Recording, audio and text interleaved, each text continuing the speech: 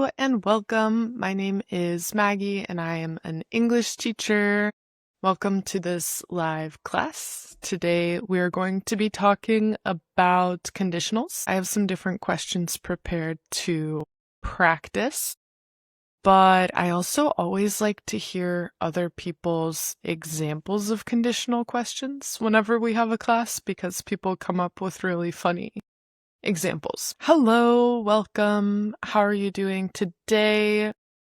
What's going on? Yesterday, there was an event in my old neighborhood where I used to live in Valparaiso, Chile, where there were 30 different restaurants and they were participating in a promo event where you could go and get a drink and a tapa, or I guess like a small appetizer from each one of them, and that was really nice. I went to that. It started at like 6:30 and I think it went until like 11, but I left around 8:30 because I don't have the energy to be out for 5 hours. Hello for everyone joining. Yeah, I can introduce myself. My name is Maggie. I am an English teacher from the United States. I live in Chile now. I've been living here for the last 5 years, and I teach English online to adults. I used to work at a language institute here in Chile,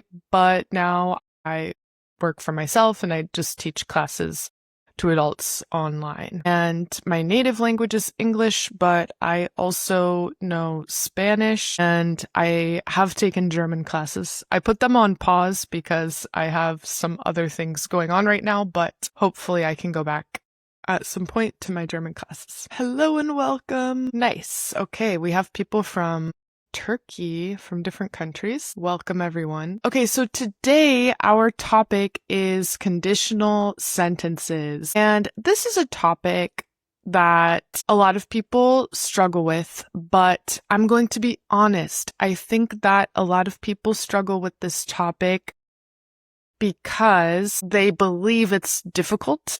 And I think when you really believe something's difficult, it makes it more difficult. I myself have had this experience with learning the conditionals in Spanish. And to be quite honest, my goal today is to show you that just with more practice, we can get better at using conditional sentences. Of course, they're going to be more difficult than using like the present tense. But there are also, a lot of common phrases that we can try to remember. If I were, if I knew. And I think these will help you a lot in conversations. So that is the objective today. Remember, your beliefs about language really do impact your performance. There have been studies that show if you believe you are bad at English or if you believe that English is really hard, it does definitely have an impact on your results. So it's important to remember that. Yeah, I often repeat topics because when I have a topic once, I don't know, like a lot of people continue to struggle with this topic. So I think it's always good, not just for me, but for all of you to repeat topics as well. That said, I always change the questions. So in addition to practicing your grammar, you're also practicing new vocabulary, and you can challenge yourself. Every new time you see the same topic, it's actually a great opportunity to challenge yourself more. Okay, this is the part. We're going to actually start here. This is the part that a lot of people struggle with in the conditional. So it's not usually just the part of the sentence where we need to use would, and these are second conditionals, by the way. It's actually the part where we need to use the past tense to show a condition. So my objective here is for you to use if and the past tense to give an example of a condition when you would do this action. It'll make more sense if you actually hear the examples. So the first one says, what would have to happen for you to quit your job on the spot? Remember that to do something on the spot means immediately in that moment. So what would have to happen for you to quit your job on the spot? You can respond to this by saying, if my boss didn't pay me, if I had a big injury, for example. You're going to use if in the past tense to show an unreal condition that would make you quit your job on the spot. So in what sort of situation? Maybe some people are, going to quit their job soon anyway. But for some of you, if you really like your job a lot, or if your job is very necessary for your life, or if it would really take a lot for you to quit your job, you're going to have to think about a creative situation in which you would quit your job on the spot without thinking about it more. So using if in the past tense. Remember, it looks difficult when we are thinking about the conditional as a grammar structure. But if you just try to remember, even 5 of the most common verbs that you can use after if I had, if I were, if I knew, if I saw, and then if I didn't for the negative, right? Just start small. Even if you feel that it's too much to understand all the conditionals, start really small. If, and then 5 simple past verbs that you already know how to use, and you can try to use the conditional. You can make a lot of sentences with those 5 common verbs. So that's part of the reason why some people don't feel successful with grammar learning, is they try to do too much at once. Try to take your steps, right? 5 words that you can use in a lot of different situations to start. Even today, if you want to become the master of if I were and if I didn't. Someone here asked, what about the phrase, why would you do that? Is it conditional? Technically, it is a conditional. Yeah, technically it is a conditional. It's the idea behind the phrase is, what could have possessed you to do that? What could have happened in order to make you do that? So it is a conditional, but we use it usually only that part of the sentence. Why would you do that? So it's kind of divorced from the original conditional structure. What would have to happen for you to quit your job on the spot? In my case, let me think. For me to quit my job on the spot, that's tricky. I would have to have, maybe if I had a new and really good job offer for a lot of money and good benefits, I would quit my job on the spot. If I had a new, really good job offer with a lot of benefits, I would quit my job on the spot. This is a good example. If I won the lottery today, I would quit my job. If I won the lottery today, I would quit my job. And the idea is you didn't win the lottery. So that's why we say if I won the lottery. So we're using the past to create a distance with the present reality. We have here, if I didn't want my job anymore. Yes, this is a trick. This is a hack. Didn't plus any base verb works because that's how we make the negative in the past, right? So if I didn't want, if I didn't need, if I didn't have, you can use a negative in the second conditional, and that is probably going to be easy for a lot of people to remember because in English, you don't need to conjugate when you're using didn't and the base verb. And you also don't need to change it based on the person. If you're a Spanish speaker, for me, it was hard to learn si fuera, si fueras, si fuéramos, what person am I putting here? In English, luckily, it's a little bit simpler. You just can say if and the past verb, or if didn't and the base verb. If there was, okay, this is an interesting case though. The only verb in English that in the conditional we have a little bit of weirdness with is the verb to be. If there was a toxic environment in my workplace, I would quit my job. Here's the situation with the verb to be. The verb to be has two forms in the past. All other verbs in English have only one form in the past. I say, I had, he had, they had, right? Had is always had in the past.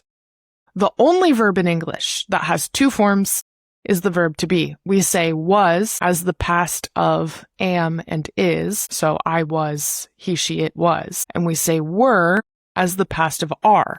You were, they were, we were. Now, in the conditional, the correct way to form the second conditional, the most correct formal way to form the second conditional, if you have a test, for example, if you're taking the IELTS, the TOEFL, if you have an English class where you're being tested on this, I recommend to use were for every person, every conditional, which is nice. It doesn't change. You say, I were, if you were, if we were, if they were.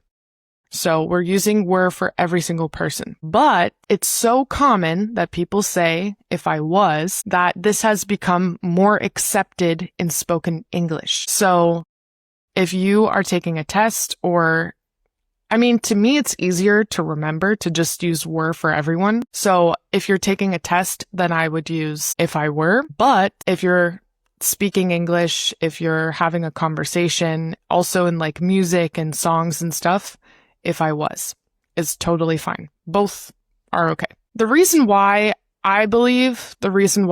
native English speakers often use was instead of were is because this is not a widely understood grammar rule that people are conscious of.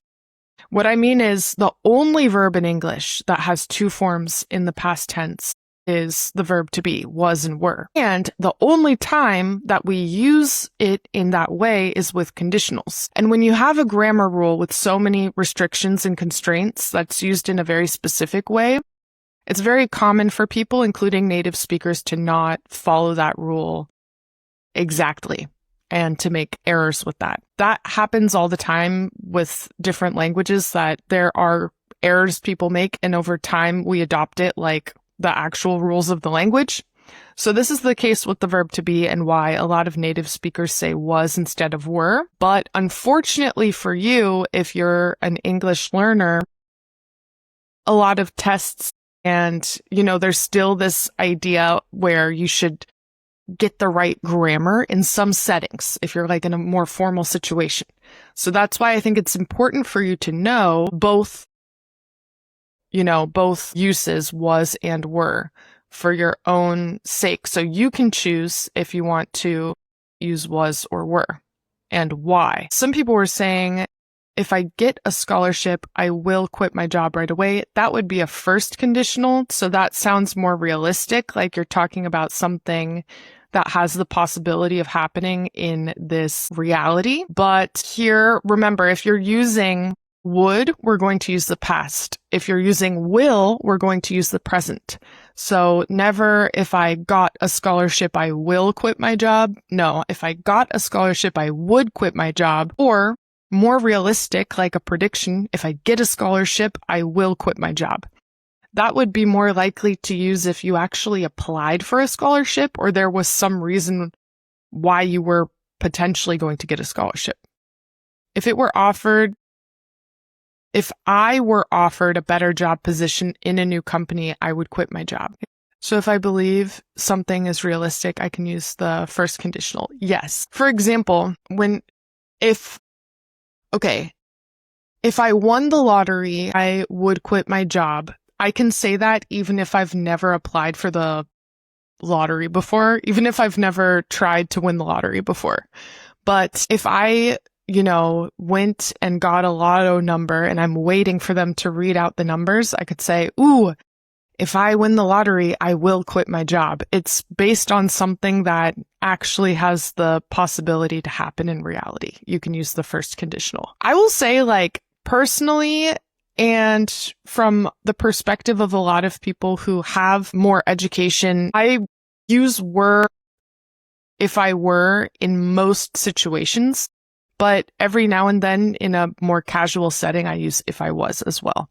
So it is a very common thing, including for people who are well-spoken and use proper grammar in most situations. It still happens that people say if I was. So it's not a big deal. But I would always, I personally think the best thing to do is to look at the use of language of people in your environment and how you want to speak. This is something I noticed in Chile and in Spanish in general. A lot of people don't use the proper conditionals. A lot of people say si hubiera instead of habría. A lot of people do that. Now, when I'm writing or speaking in a more formal way, I prefer to use the conditional in the correct way that I learned in my classes. But if I'm talking with friends, I tend to kind of imitate the way that they use the conditionals. So I would say it's something flexible. You have more options. You can choose how you want to sound. Okay. Hello. Okay, so the next question, and this is more extreme. In what situation would you eat a spider? So you can think of if an extreme thing happened, in what situation would you eat a spider? And remember to use the word if plus the past tense in your answer. If I were given an ultimatum, I would eat a spider. In what other situation would you eat a spider? If I were lost in the jungle, I would eat a meaty spider. Okay, I like the use of the adjective meaty. A juicy, succulent spider, a meaty spider. If I were in the desert, I would eat a spider. If I starved, I would eat a spider. Yeah. Starved? Here's the thing. If we just say starved, it sounds like you died of hunger. So it would be better here to use the continuous tense to say that you're like in the process of dying of hunger. If I were starving, I would eat a spider. If I were starving, I would eat a spider. Sounds more natural compared to if I starved, because you're still alive. You're in the process of dying of hunger if I were starving. That's another good thing to remember when we're using the continuous here, right? When we're using the continuous, we use if I were starving. If I were starving in the middle of nowhere, I would have to eat a spider, though I could get poisoned. That's a good one too. And hello, everyone. We are practicing conditional sentences. So we're on the second one. In what situation would you eat a spider? If I were a cat, I would eat a spider. Nice. Yeah. My tip is you have to develop intuition to get the hang of it. I recommend to first get the hang of a couple really common verbs that you can use in every situation. If I were, if I had, if I didn't, if I knew, if I saw. So you could choose whichever 5 verbs you like in the past that you feel you can use in a lot of situations and develop an intuition with those. And what happens is when you get really used to a structure in some situations, it becomes easier to apply it with more verbs and to change the verbs that you're using. So that's why the best way to develop your intuition is to first find a short list of a couple verbs that you can get comfortable with using in the past tense here. And then over time, it will become easier for you. Okay, what would make you move to a completely different country tomorrow? Let's talk about the third one here. What would make you move to a completely different country tomorrow? In what situation would you do that? And remember, past tense. If I knew, if I met, if I did, if I went, if I had, if I thought, if I escaped, if I survived, if I won, right? So these are all past verbs I can use here. If I got a job there, I would do it. Nice. That's a good example. And you might also be thinking, ooh, when will I even use a second conditional? When will I use this sort of structure? You might be surprised. I noticed that this comes up especially in my conversation classes with more advanced students. It happens very frequently that a second conditional structure comes up. Because imagine we're talking about moving to another country and we're having a conversation and you tell me, wow, you moved to another country? And I say, yeah, do you think you would ever move to another country? And you could say, maybe I would if I got a job offer there, right? So this is really common to use with friends, talking about life with friends, or to use in a more personal conversation. We have some structures that you use all the time in a transaction, like if you're buying food or other situations. But the second conditional is really useful, especially in a personal conversation with a friend, to talk about your opinion, your views on life. If I had, here, what you wrote, if I had my dog passed away, I would say if my dog passed away is perfect. If my dog passed away, I would move to a different country. If I were offered a good scholarship, I would move to the UK in order to get exposed to the language I'm learning currently. Nice. If I had a new job offer, I would move to a different country. Nice. If I were very hungry, I would eat a fried spider. That's a good, I think in the questions about food, and it's something like unappealing or unappetizing, people often say, if it were fried, I would eat it. If it were deep fried. If I had a ticket for Sting's concert, I would move to a different country. Okay. Would you just travel to a different country or would you move there for good? Okay, the next one is, this is tricky.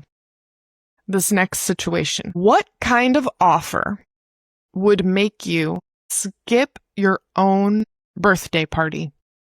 And remember, to skip something is to not go on purpose. The difference between miss and skip is that miss sounds more unintentional and skip sounds more intentional.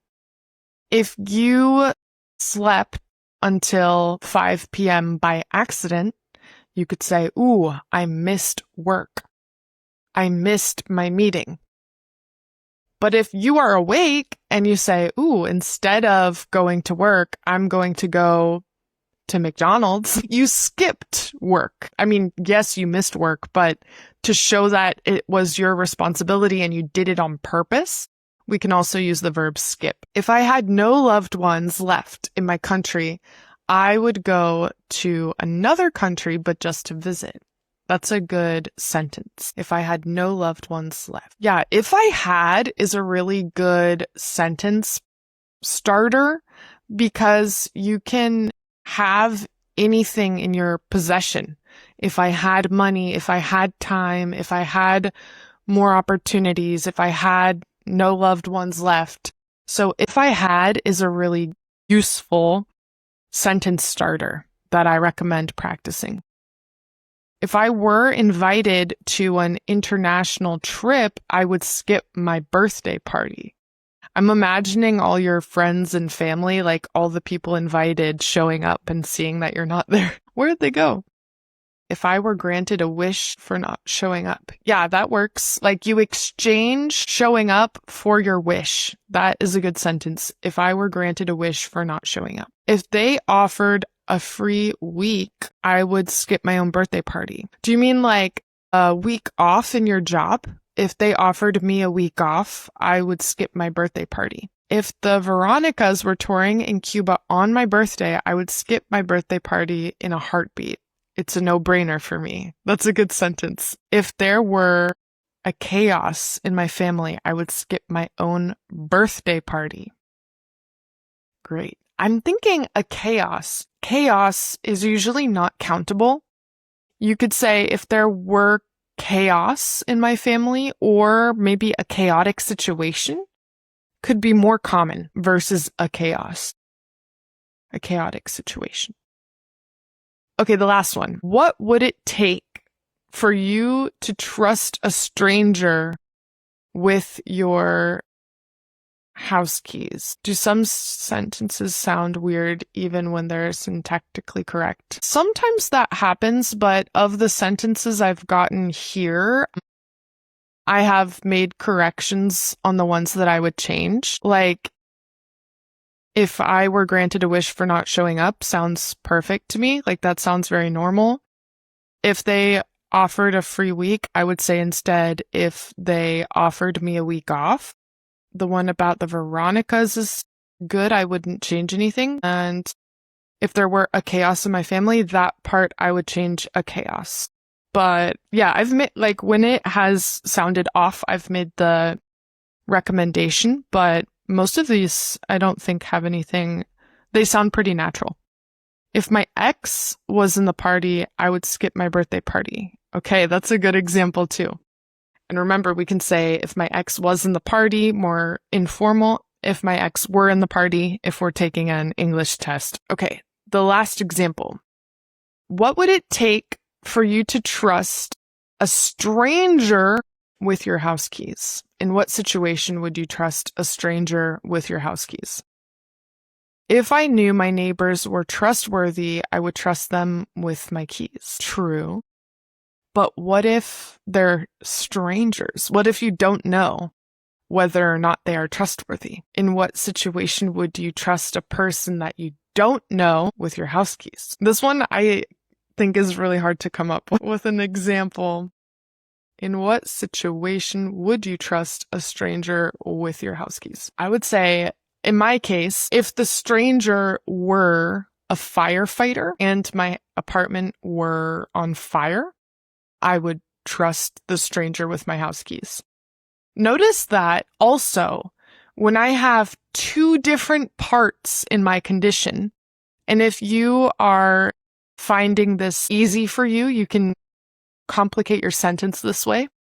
If you add two different parts to your condition, both parts also need to use the past tense. So if the stranger were a fireman, that's the first part of my condition, and my house were on fire, that's the second part of my condition. So if the stranger were a fireman using were, and my house were on fire using were, then I would trust the stranger with my house keys. So if you wanted to give multiple parts to the condition, you can also do that, and you'll have to use a past verb with each condition that you give. If my house were empty to rent it, I would trust a stranger with my house keys. Okay, that's a good example. If my house were empty to rent it.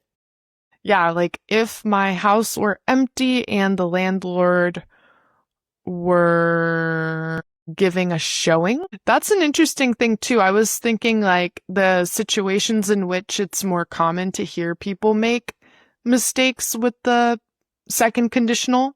And sometimes when you have a longer, more complicated sentence, it's more common for people to use was instead of were. I would trust anyone with my house keys if my partner that's 6'4" ex-military was home doing crosswords.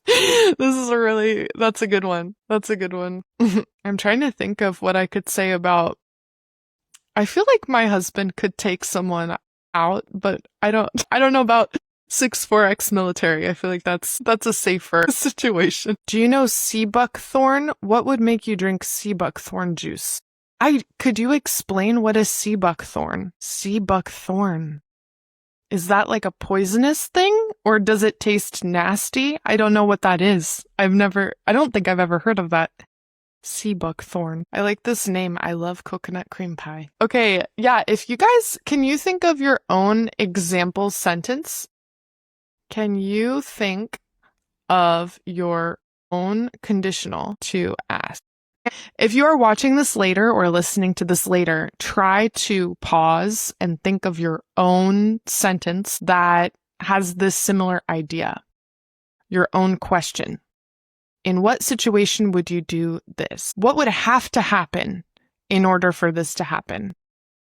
What would it take for you to do a particular action? I got my answer about what would it take for you to trust a superfruit, a plant that has silvery leaves and somewhat green flowers and orange-red edible berries, which produces yellow dye. So what would it take for me to drink sea buckthorn juice? Maybe if the juice were sweetened, I would drink it. If the juice were sweetened, if the juice were safe to drink, and if it smelled good, I would be tempted to drink it. If the juice smelled good, I would feel comfortable drinking it. And if it were like, I don't know, from a safe person, not a stranger giving me like an open cup of juice, because I think that could be questionable to take juice from a stranger. If there were an emergency and I had no relatives nearby, I would only trust my house keys to the gray-haired lady that lives next door. True. I think I think of this too, like, if the person looked like someone I could beat in a fight, I would trust them. Okay, can anyone think of your own conditional to ask? Or your own conditional question, I guess you could say? In what situation would you eat a spider? What kind of offer would make you skip your own birthday party? What's another example of a conditional question that we could ask someone? Maybe, what would it take for you in exchange for eating only natto for the rest of your life? I have to say, I have tried natto before because I have a friend who's Japanese, and it's not my favorite thing. It's like very fermented and funky. So I personally think it would take me having an allergy to all other foods. Like if I had an allergy to all other foods, then I would eat natto for the rest of my life. But I don't know. Does anyone else have an answer to this? What would it take for you to eat only natto for the rest of your life? I think I would have to not have any other options. If I didn't have any other food options, or if we were in an apocalypse where the grocery stores didn't exist, and I could only get natto as the freshest food, then I would eat natto for the rest of my life. And I don't mean that in a disrespectful way. I just think that it would get old very quickly. What would make people stop smoking? That's a tricky one. Maybe if cigarettes gave you diarrhea, people would stop smoking. If cigarettes gave you diarrhea, people would stop smoking. Can anyone think of an example for this one? If cigarettes gave you diarrhea, people would stop smoking. If Brad Pitt told people that he would date them if they stopped smoking, they would probably stop smoking. If the price of cigarettes were raised to $1,000 a pack, I think a lot of people would stop smoking. Yeah, the death of someone close to you could make people stop smoking. If cigarettes smelled like anchovies, a lot of people would stop smoking. Just throwing that out there, I don't know. Maybe some people would want to smoke more because they like anchovies. Okay, this is a good question too.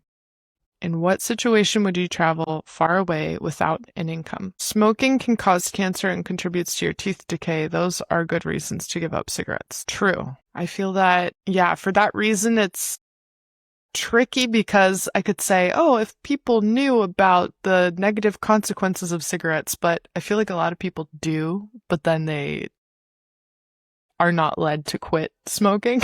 So I'm like, maybe if they smelled like fish.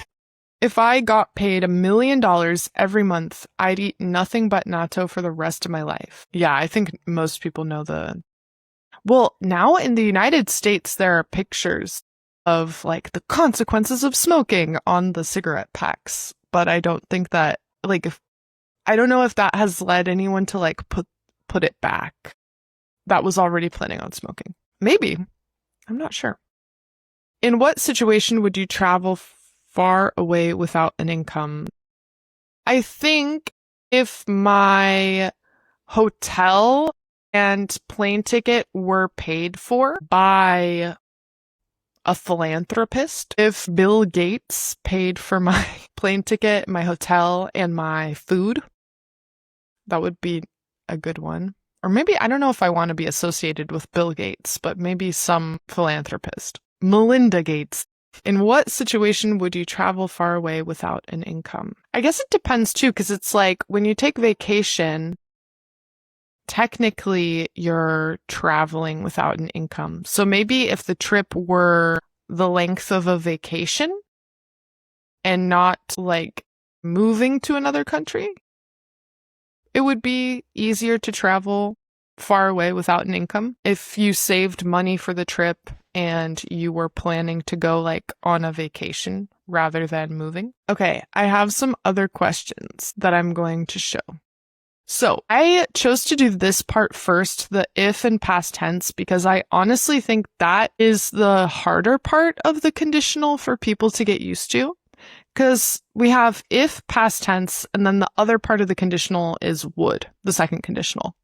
And I think with would, I mean, some people get mixed up because they use will and they should use would. Like that's the main error that I hear people have.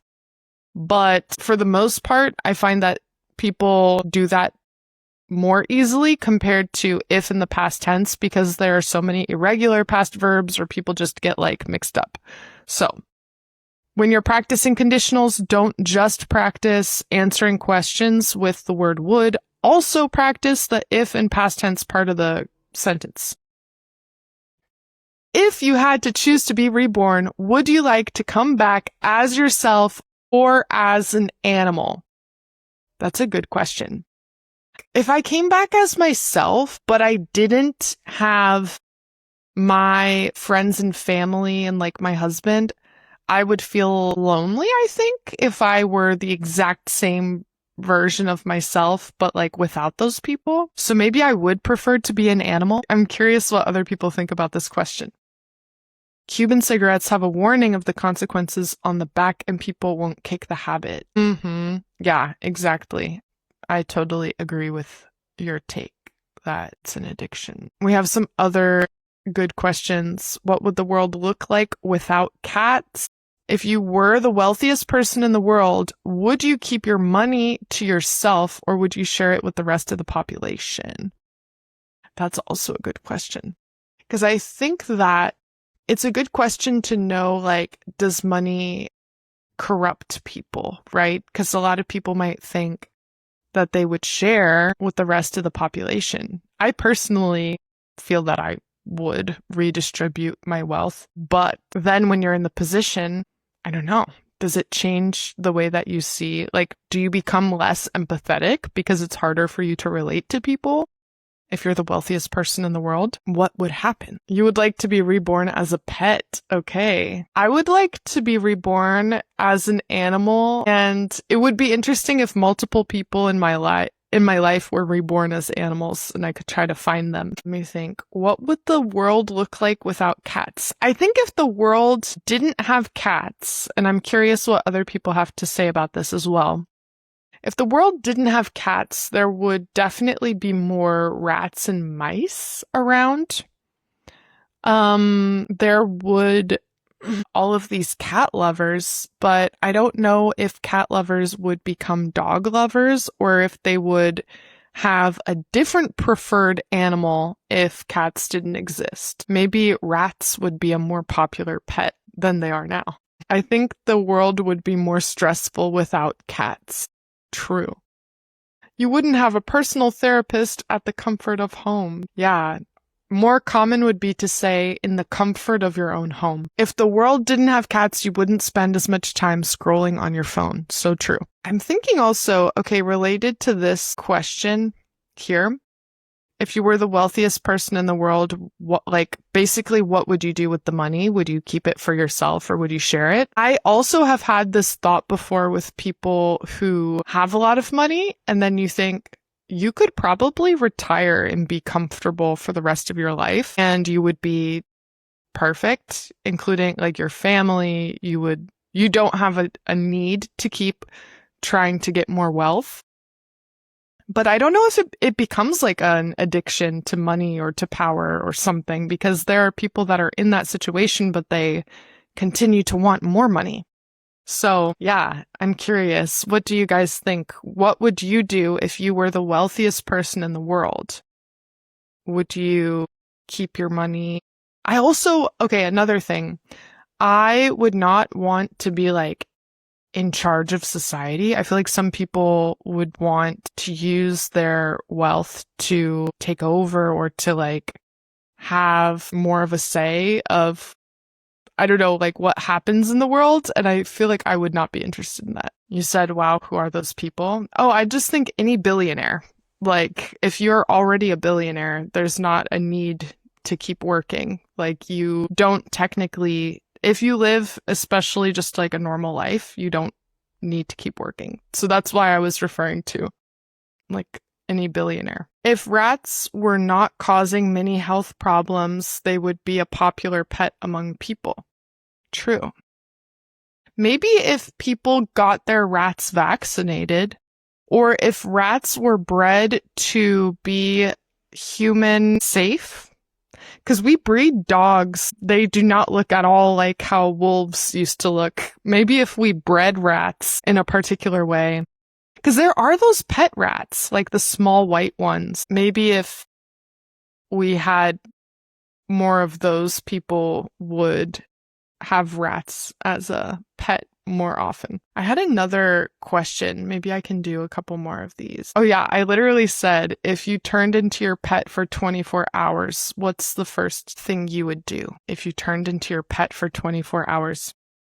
I don't have a pet. I used to have a dog, and I think maybe if I turned into my dog, what would I do? I think I would try her food from her perspective and see what dog food tastes like to dogs, because I'm curious. And I think I would also sleep all day. What else? I don't know. What would be fun to do as a dog? I don't know. Because you would have to wait for your owner to take you on a walk. I think maybe it would be interesting to be able to listen and smell things. Like you would be able to sense the world in a different way if you were a dog. You would be able to like hear, smell, sense things that you wouldn't normally be able to hear and smell as a human. I would sleep for an absurd amount of hours. True.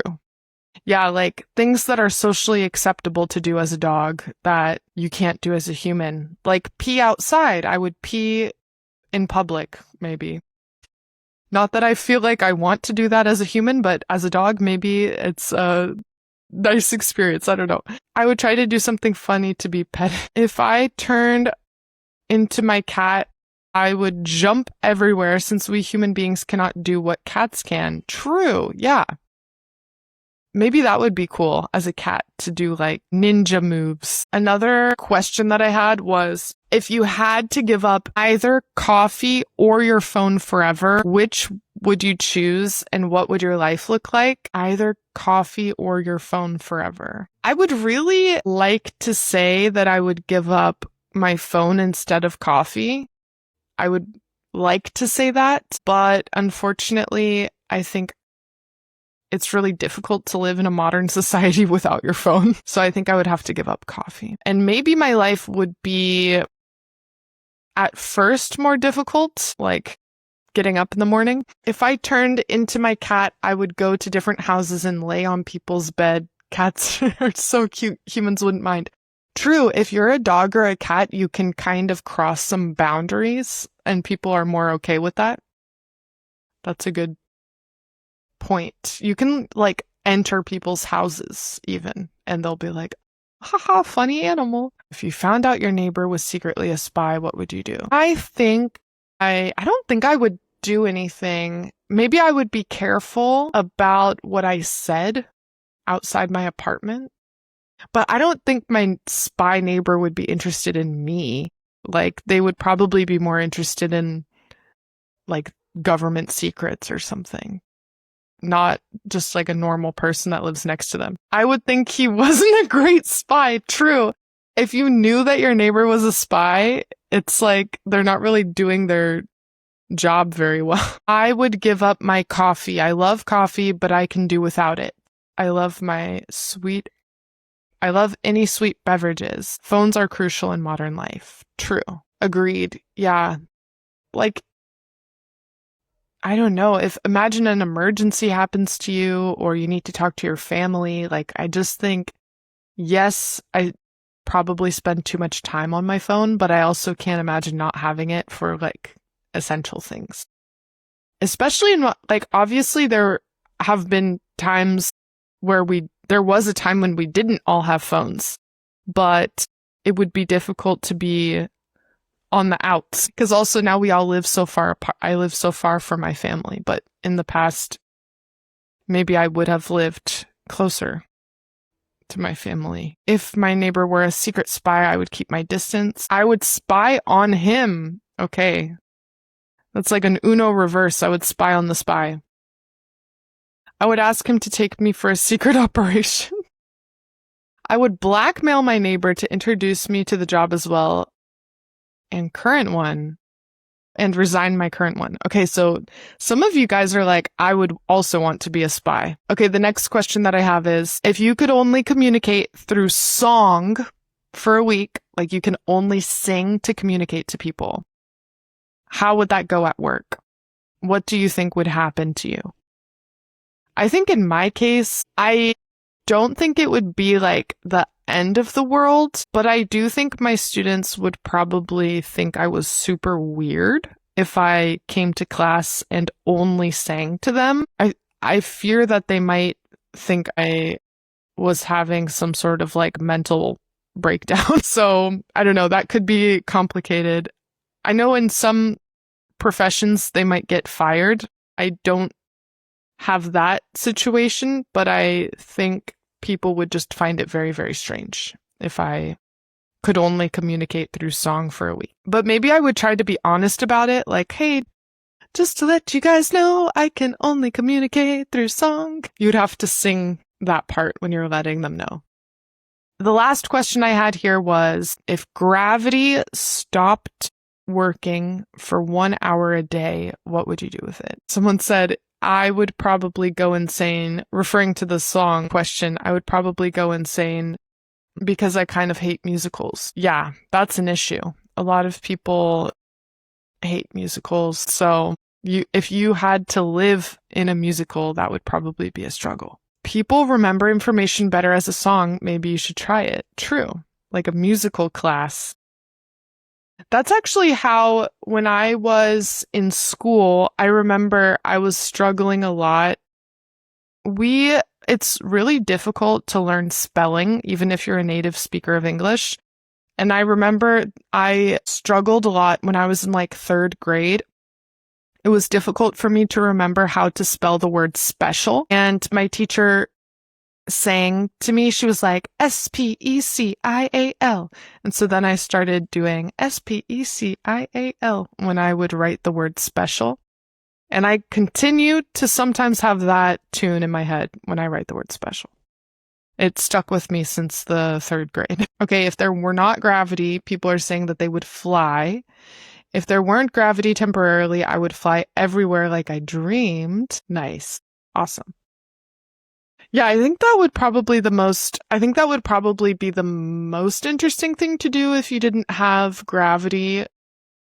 Maybe people who are short would like to go to concerts when they didn't have, like when gravity wasn't working, because they would be able to fly a little bit and see the concert better.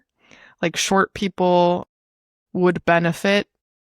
Or also like in the grocery store, if you're kind of short and you want to get something from the top shelf, it could benefit you. If gravity stopped working, I would recreate Umbrella's choreography. Trying to control water just like Rihanna. That's a good one. I didn't think about that.